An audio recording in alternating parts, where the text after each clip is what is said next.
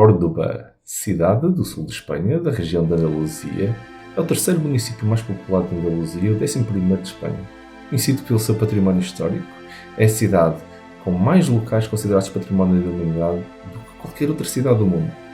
Mas desta vez, não é para visitar estes lindos monumentos e parques que viemos a Córdoba.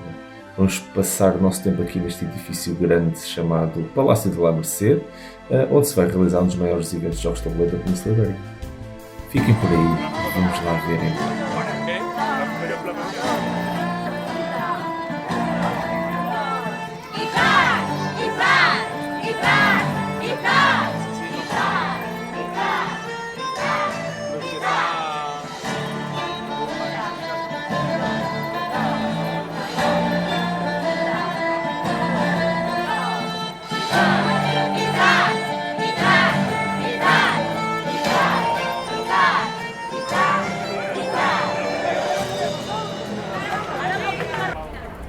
Malta, cá estamos, Festival Internacional do Jogo de Tabuleiro de Córdoba.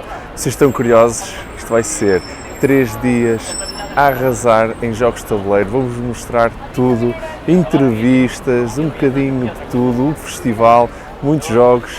Vou-vos levar aqui num tour espetacular aqui na cidade de Córdoba, num dice do Terreno. Olhem, a sério, e vocês não querem mesmo perder este vídeo. E um enorme obrigado à DEVIR, que trouxe a DICE Cultural aqui ao Festival de Córdoba de Jogos de Tabuleiro e que com isso vos trouxe a vocês este conteúdo. Por isso, DEVIR, muito obrigado, e vocês vão ficar desse lado, vão ver muitas coisas da DEVIR e do festival e de tudo. Não percam, bora, anda, vai.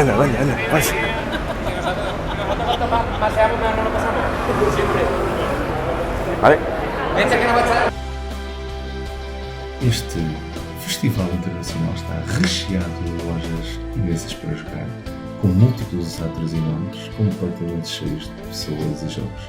São 3 estes grandes átrios dentro deste magnífico palácio, onde todos eles estão dedicados durante estes 3 dias aos jogos de tabuleiro.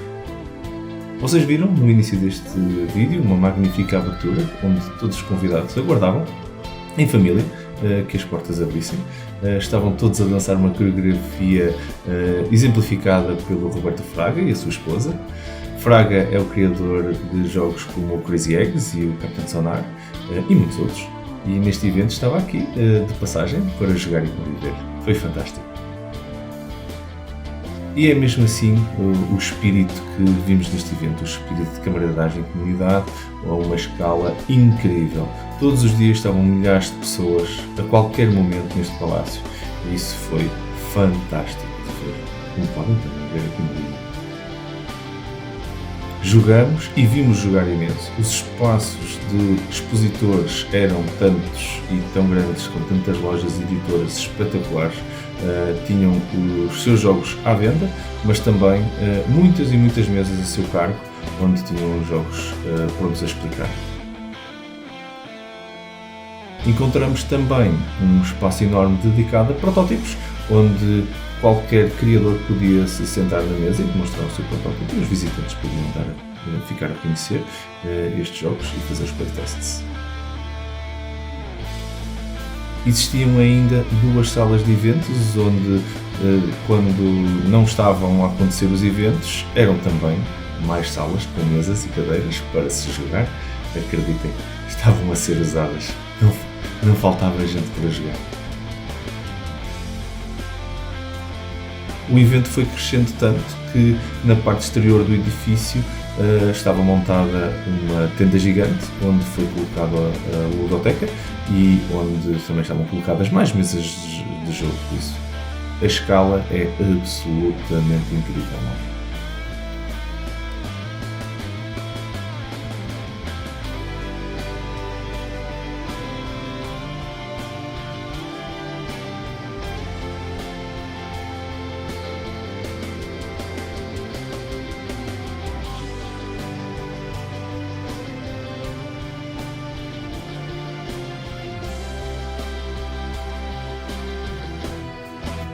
Um dos espaços de jogo magnífico era um jardim interior lindo, que estava a cargo da DEVIR, que neste espaço tem umas dezenas de mesas, onde tinham decorado o espaço também de uma forma magnífica e bastante única, com estas caixas gigantes que vocês conseguem ver no vídeo.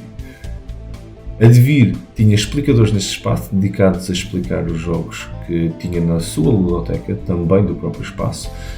Assim, não precisavam de ir buscar os jogos à ludoteca do evento, mas os visitantes conseguiam muito comodamente simplesmente se sentar numa mesa já pronta, com uma explicação, e começar logo a jogar. A DEVIR era a única editora que tinha um espaço assim dedicado neste evento, e este magnífico e lindo jardim estava sempre completamente cheio. Também ajuda o facto de estarem lá as novidades de Assim, que tinham saído na semana anterior, a ser jogadas com toda a força. Falando em novidades, fica aqui mais uma surpresa para vocês. Vão já ver.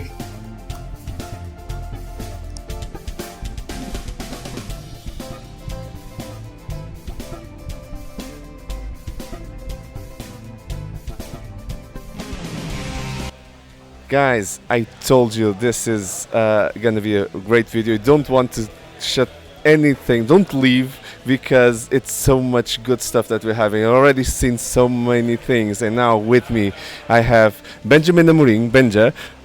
He's the Spanish version of Ricardo. You guys know Ricardo Gomes. Ricardo, good to see you. But I would say he's the better looking version. See guys? Long hair and everything. Bruno, see, we in DICE, we're also doing this. So Miguel and Daniel, you also take care. You need to grow your hair, because as we see, Ricardo, you need to grow your hair as well. This is a trend. Yeah, Benja. I would say that you are right. Yeah, no, Ricardo is the best. Yeah, Ricardo, yeah, you're the best. Really, thank you. First of all, Benja, thank you for inviting us for this event. You guys have been amazing hosts here at the Córdoba International Festival of Board Games, and I know you will have also some games to show these guys. Yeah, I have a lot of games right there. Yeah. I want to show them all because they are amazing. Yeah. So first of all, tell me just a little bit, how is the board game scene here in Spain in terms of, and your contribution as DEVIR to all of this, because this is an amazing fair. These guys have been seeing so much in the videos, so many people. This is a huge community, right? Yeah, I would say in Spain we have a great moment on board games. A lot of people is starting to play. A lot of people that have played, for example, basic games on pandemics, now they are playing like tougher stuff, and they are developing as gamers, and that's super cool as well.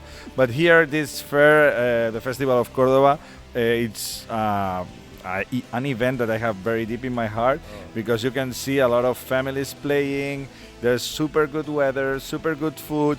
People is in very good mood. So I really enjoy being here, just walking around and playing some games, because it fills my soul. So true, guys. I subscribe to what Benja is saying. This is so true. My first time here, and it's been like that. You are freaking out, yeah. Completely. So first, Benja, let's go and see those games, because I'm really curious. Let's go. Let's see our new games. So we have the expansion of Red Cathedral Contractors. It's a full box full of new content. This expansion adds a new fourth action at the game. It's a new mechanic of worker placement. You can see it here. So this is this new board that's added to the old one. And what happens in Contractors? The Tsar wants the cathedral to be even more beautiful. So we are searching for the best artisans in the whole country. So we are on the cities near Moscow, seeking for the best artisans and trying to bring them to the Red Cathedral. And then, on this expansion we have new modules that we can add or not to the game. There are 10 new guilds that each one has different mechanics, different strategies, so it's an expansion that adds a lot of depth. It's for people that has enjoyed a lot Red Cathedral and they want a little bit of difficulty, a little bit of new things on the game. For example, we have these new components. Those are diamonds, are like wild resources. There's as well, for example, these contractors that are the resources that we can use to bring our meeples to this area of the board. And for example, we can have new ways to get points. Here there's a new majority system that can add you a lot more of points. It's very tight, and there's as well, for example, a new set collection thing. Those are new tokens that we can collect, and if you have several of them in different colors, at the end of the game could be a lot of points. So this expansion is awesome for gamers, for people that loves Red Cathedral. Yeah. Let's see more things. Whoop, whoop, whoop, whoop, whoop, whoop. Here. Yeah. So here we have the new wave of pocket games of DEVIR. This is the second one. It's different from the first one because the first one was a little bit more party game, short games. Those are short too, but they're a little more brainy. So for example, we have Regicide. This is the one that's licensed. It's a game that won the prize for the best indie game this year on Tabletop Magazine. And it's a cooperative one that's played with a deck of poker cards, for example. It's like super useful thing that we have played a lot of silly games sometimes. And this one is super intelligent, super clever. It's a cooperative game where we have to kill kings, queens, princes. So it feels like a dungeon crawler in a small deck of cards. It's amazing. And well, I really love it because it broke my mind. I couldn't think that this game could be done with poker cards. So bravo for the designers. This one is Regine. It's a game that's more a tavern game, a fun game, a game of bluffing and betraying and lying.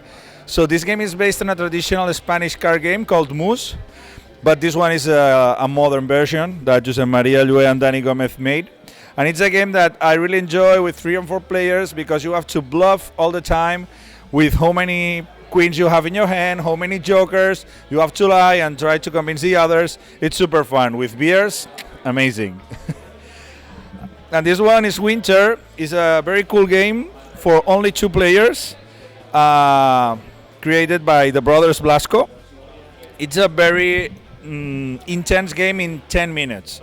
We have to create a frozen lake, and then at the end of the game, this lake gonna be melting, and the last piece of ice that is in the lake will be the winner.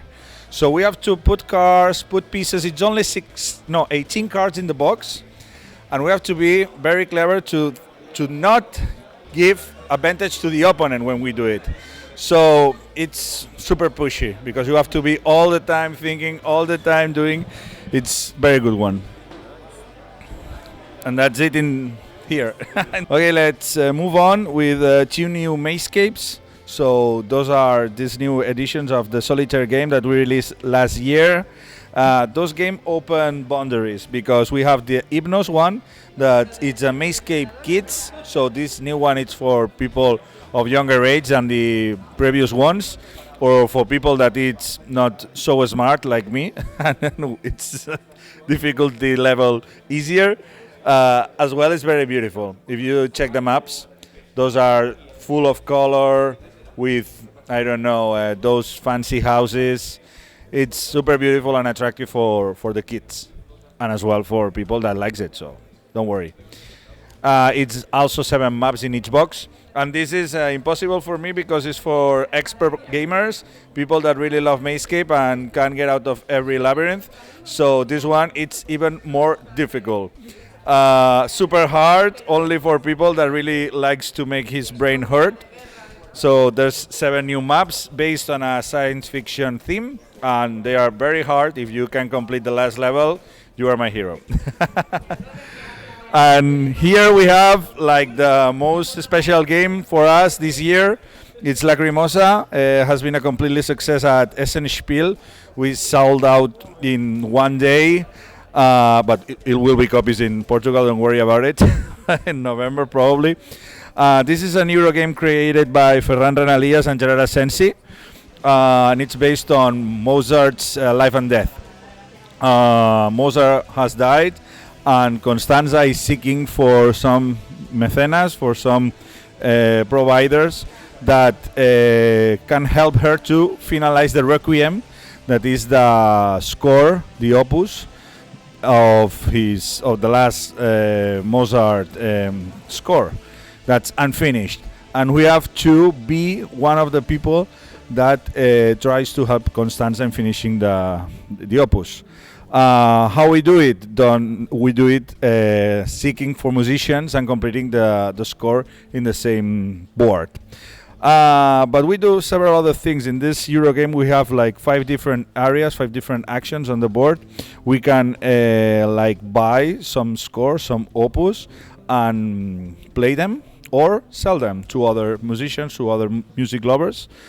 Also, we can recall to remind those travels that we did with Mozart all over Europe to the main courts of the main cities, Paris, Vienna, London, or other different towns, and of course refill the requiem with music. This game is a card-driven game. We have a deck of 9 cards at the beginning of the game, and those cards have those actions. But it's very interesting because you have to choose which card goes up of your personal board and which card goes down, because the cards that go in the first level will be the actions that you do each turn, so you do 4 in every round, and the cards that go on the lower level are the resources that you will get at the end of the turn. So you have to think very well what you want to do, not only because the actions will be very important for you and for your rivals, also because the resources you want to handle for the next round. So you have to think a bit what you're gonna do. And yeah, the game is super special because it's a very tight Euro game. It's not so hard to understand, but it has a lot of depth inside and a lot of interesting choices. And it has a lot of theme. You really feel like doing things on the Mozart era. You really feel that you are doing this requiem at the end of the game. It used to be complete. And it's a very interesting game. I've never seen something like this before. Very musical theme. And yeah, I'm sure you will love it. Thanks. So guys, first of all, Benja, you were amazing at showing the news. I'm so excited now. I really love the game, so for me it's easy. That's so. I think everybody saw that. But one thing that I think everybody's thinking about is basically we saw a breadth so large of games. So for family, you have smaller boxes, big boxes, heavy games, lighter games. Is this a big bet that's going to be kept on by DEVIR? It's something that we have been doing since the beginning. One of our main sentences are live to play, and we always say that everyone likes to play, but not everyone likes to play the same game. Yeah. So we love that everyone can find his own game in our catalog and just love it. And we have from children games until war games, everything, because we love to play all kinds of games. It's such a strong message, especially on a festival like this, that I see families and hardcore gamers in the same festival. I see toddlers going around, and I see people picking up really big boxes at the same time. So it's an amazing place just to have that message. So thank you for sharing that. And another comment that I can't leave, I can't let you leave without me commenting on. I already tried Lacrimosa, and it blew my mind. It's a great game, and I know that, and you told us that you love music as well, so that's also close to heart, right? It's really close to heart. So just a little comment on yourself as you as a player for this type of heavy games, and especially Lacrimosa in terms of the strategy and the depth of the strategy. How do you feel that they haven't tried it? So a message for them, because I'm so excited with it. What do you think? Well, Lacrimosa, I think it's a heavy game, you can say, but it's pretty easy to go in through. So the first time that you do a Lacrimosa game, maybe you get a bit lost, but not that much. You immediately connect with the mechanics, because at the end you have 5 different actions and it's all you have to learn. But there's a lot of things going on, and it's not a typical Euro game. Mm-hmm. It's a game with a lot of soul inside the music theme, inside the Mozart love that the author shared on his game. And I think this makes the game so special. It's very difficult to compare with anything, because the sensations that I have when I play Lacrimosa are unique. But everyone is loving it people is loving it for the theme. There's other people that really loves it for the mechanics, for the interaction, for the art, this new mechanic or very clever mechanic where you have cards and you have to choose between the top action and the low resource. So there's a lot of things going on, a lot of stuff that you will learn when you play it more and more and more and more. And I'm sure that everyone or a lot of people will really love it when they try. I'm sure as well. It's the first deck builder that I saw where the deck doesn't grow. That's true. It's not that common. You have 9 cards. That's so cool. Yeah, you don't make the deck grow. You just make it better because you have cooler cards and you just substitute them. That's so very cool. And you almost play every turn because you play 8 cards. You leave one. You leave one. So it's not a common deck builder. It's a very good Euro game where deck building is one of the things that you do, but not the only one.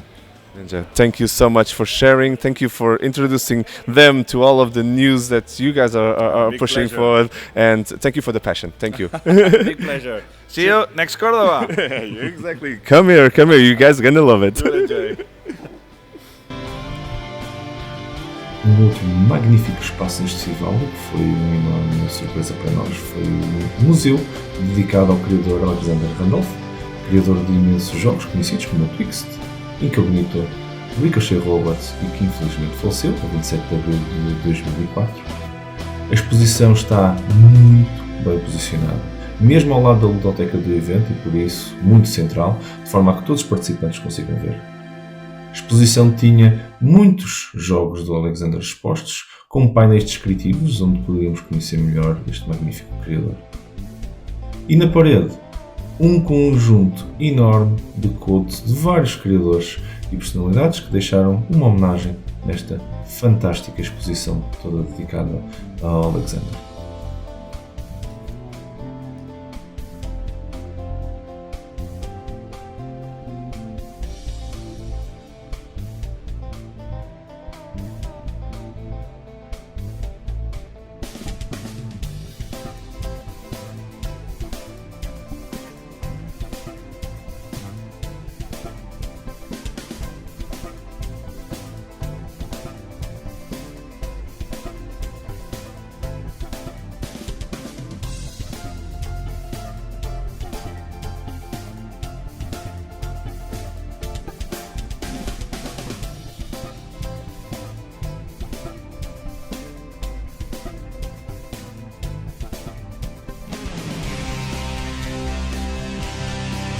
Um outro cantinho muito interessante que encontramos foi o cantinho dedicado ao Dixit, porque se ainda não repararam, a ilustração do cartaz do evento foi feita por João Quintela, criador do Dixit, e que era convidado especial nesta edição e tinha lançado recentemente uma série de puzzles com a ilustração do Dixit. Muito interessante este cantinho.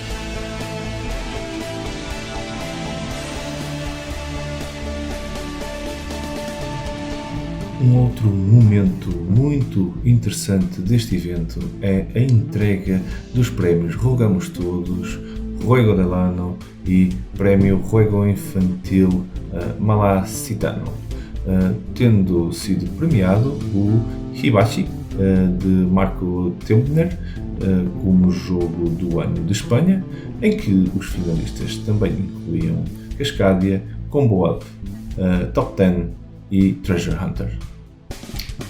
Dodo, da DEVIR, ganha o prémio de Jogo Infantil de Espanha entre os 6 finalistas, que incluíam A la Cocina, Baldi, Honey, Moonlight Castle e Make a Snake. O prémio Jogamos Todos, que premia o jogo Made in Spain, no fundo, os jogos de autoria e edição espanhola, foi entregue ao Wishland, entre os nomeados Todos, Bitoku, Pandemain, En las Cinerazas, Cotton Club e Cactus Town. Existe também um prémio adicional muito interessante que partilhamos convosco, que é o Prémio Internacional da Fotografia Lúdica, que neste ano tem a sua 15ª edição, onde os jogadores de todo o mundo podem submeter fotografias que tiraram sobre os jogos de tabuleiro. Este ano contou com mais de 400 participações, das quais tiraram 10 finalistas. Algumas dessas fotografias vocês estão a ver aqui neste vídeo. Ganhou a fotografia de Jordi Martin, com o título Versus, que é esta que estão a ver agora. Um projeto muito interessante, com fotografias incríveis que adorei conhecer completamente. Mas fiquem desse lado, pois temos aqui duas pessoas que vocês vão querer também conhecer e ouvir. Fiquem desse lado, malta. Guys, I told you that this video is a never-ending epic video that we're launching here. So I have here a great interview with two amazing people. Sonsoles, Jesus are the founders of both the association you can see here, jogamostodos.org. So if you haven't seen them, go. The link is on the description. So go there, find their amazing work, and I'm gonna ask them a little bit about how all of this started, because Jogamos Todos is it's not a recent association. We've been doing this for some time already. So can you tell us a little bit about the association first, and then we're gonna talk about the event. They've been seeing a lot of footage of the event. They want to know more, but first, tell us about how you started this. Okay. Well, in fact, I cannot tell you how it started without the festival. Yeah. Okay. Because the very first reason to become an association is to have a name of a group that are organizing something. I will explain. And in 2005, it was the first year of the Game of the Year in Spain, Premio Juego del Año, and it was with the award was given in an event that was called Encuentros Nacionales. So that event was realized in 2005 in Madrid. Okay. Not Madrid? Alcalá de Henares. Okay. Yes.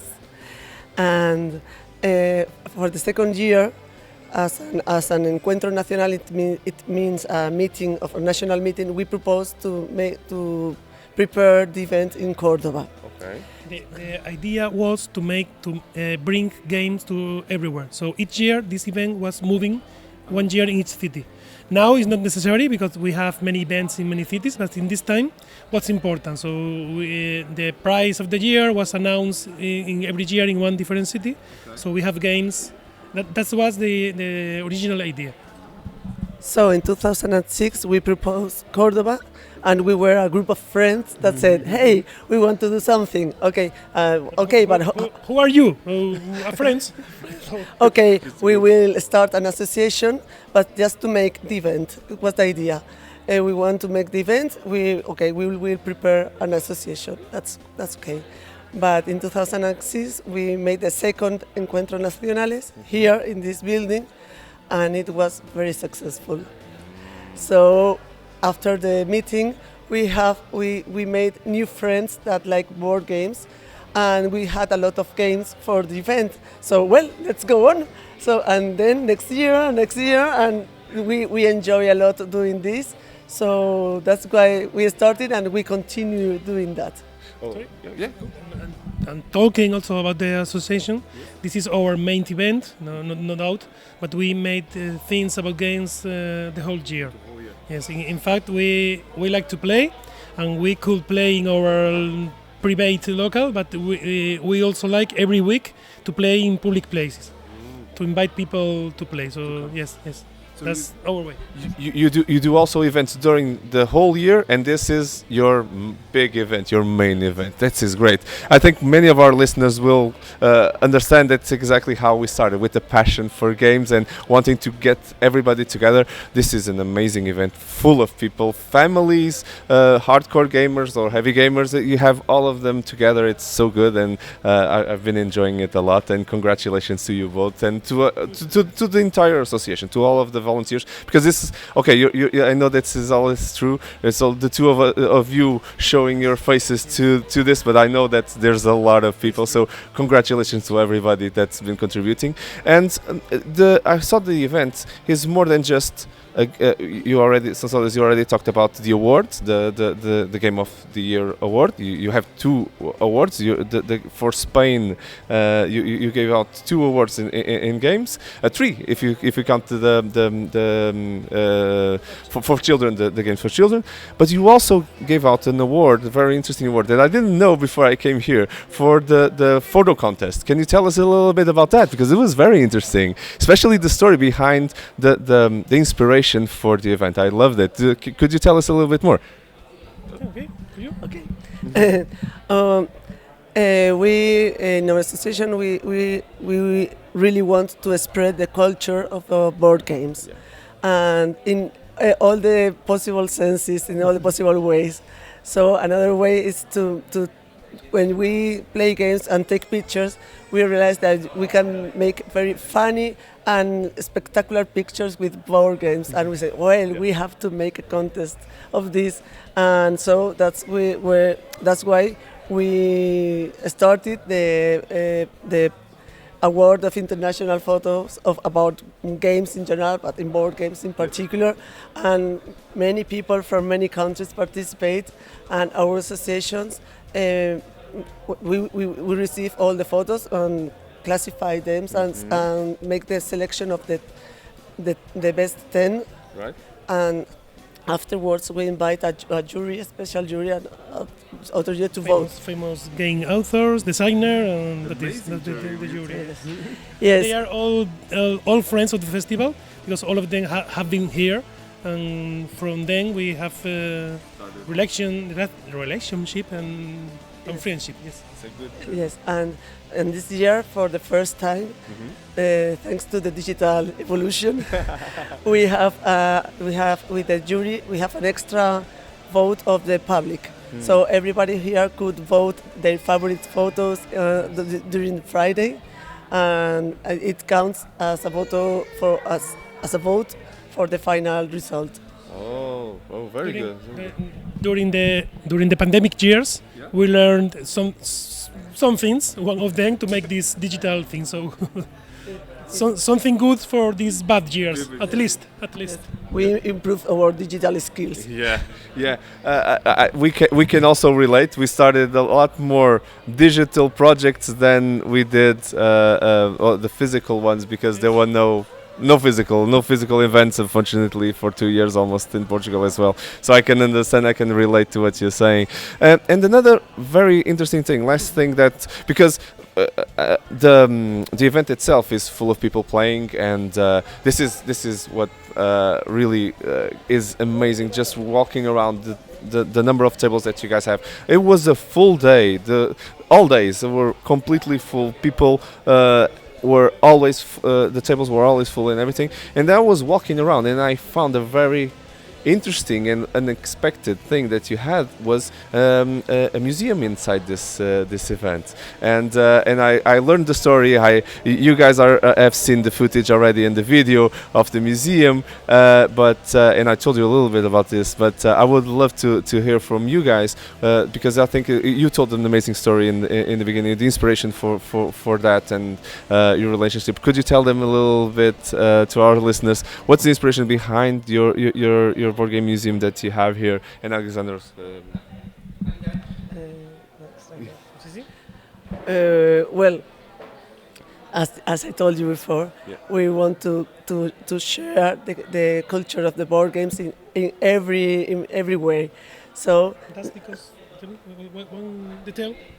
That's because one of our idea from the beginning was that we have to show that the games are made by people, by person. So from the very beginning, in each festival we have our own special guest.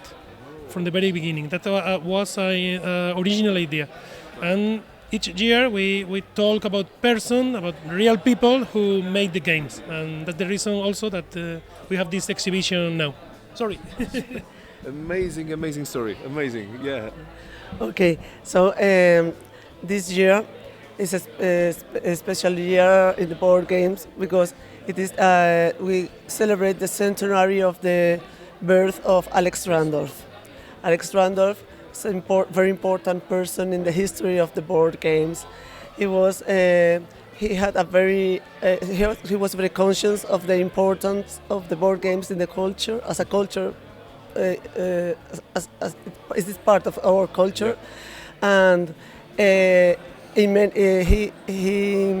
worked in many phases of the board games. But for example, is that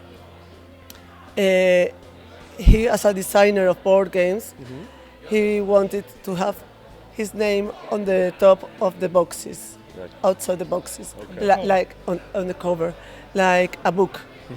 The book has their writers. The games have their designers, and they must be recognized as they are. They weren't in the past, so he fought a lot for that, and he got many results. So, and he was an inspiration for many designers of those days, and in that point and in many of them, we wanted to reflect it in our exhibitions. So you can go and see his games with his name in the cover. And also we for this exhibition in particular, we asked many authors that knew him in the past to say some words about him, and we have an exhibition with all of them, and it's amazing how important this person was in the history.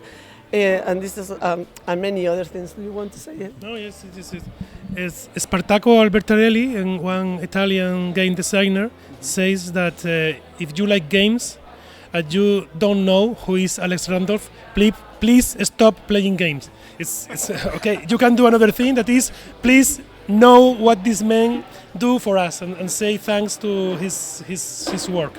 That's also.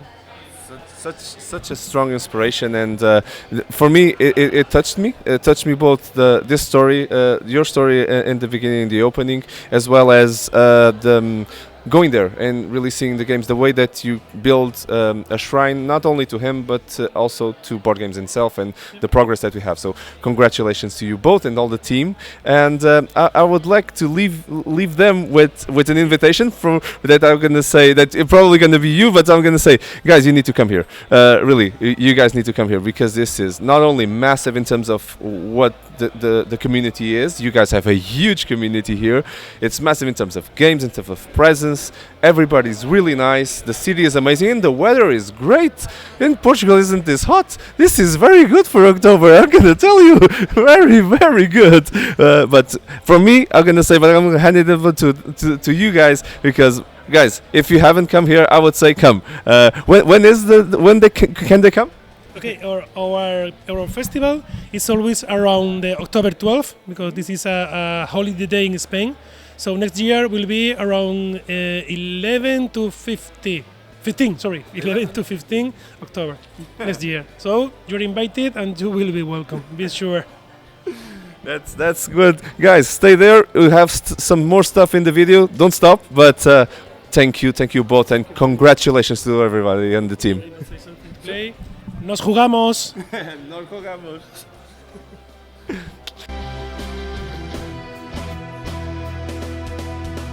Outro momento incrível que tive a oportunidade de assistir ao vivo foi o DEVIR Show.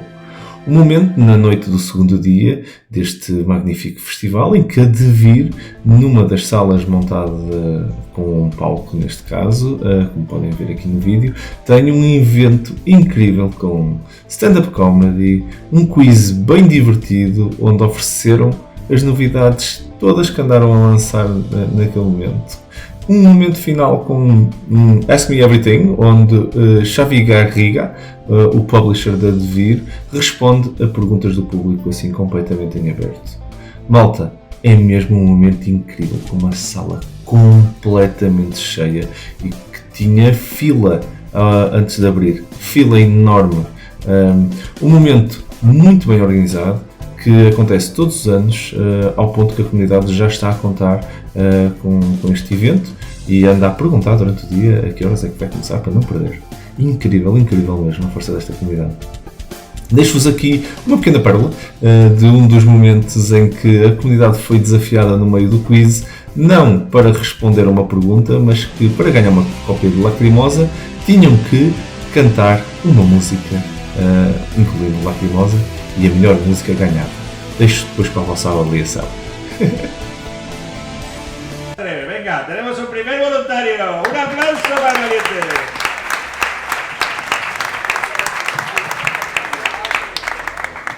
¿Tú estás preparado para cantar Lacrimosa?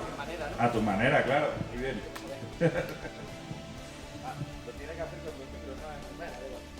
Bueno, voy a aprovechar, bueno, sí, José. Voy a aprovechar hoy que ha ganado el Córdoba, ¿vale? Soy futbolero. Lacrimosa de mi alma, no quiero verte llorar. Aquí está tu gente, la que no te va a fallar. Ahora que has caído, yo te levantaré.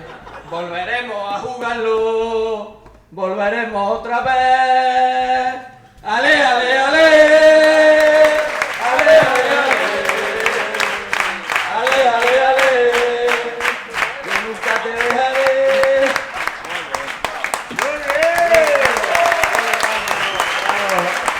Impresionante.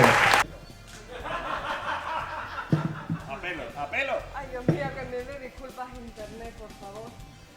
Y el Instagram también. Así que ya vamos.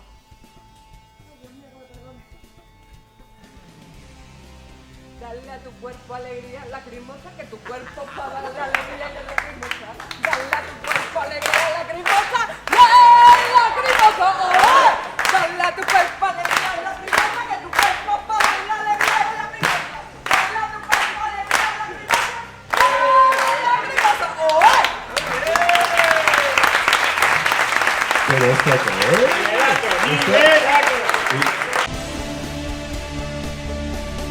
Malta, foi assim o Festival Internacional de Jogos de Tabuleiro de Córdoba. Uma experiência única e incrível que tivemos o prazer de ver e conhecer graças ao fantástico convite da DEVIR, ao qual agradecemos, que nos trouxe a este festival e que nos permitiu vos apresentar desta forma tão fantástica aqui em vídeo, um festival incrível aqui na Península Ibérica. Espero que tenham gostado deste vídeo e que vos tenha despertado a curiosidade para estarem presentes na próxima edição. Malta, espero que tenham gostado deste vídeo. Se tiverem comentários, feedback ou outros locais e eventos onde gostavam de ver um DICE no Terreno fazer a cobertura, podem-nos mandar um e-mail para podcast@dicecultural.org. Não se esqueçam de subscrever o canal se ainda não o fizeram, para não perderem do conteúdo fantástico que nós fazemos para vocês. Obrigado, malta, pelo vosso apoio e por estarem desse lado a ver estes vídeos. É um prazer poder contar convosco. Um grande abraço e boas jogatanas, malta!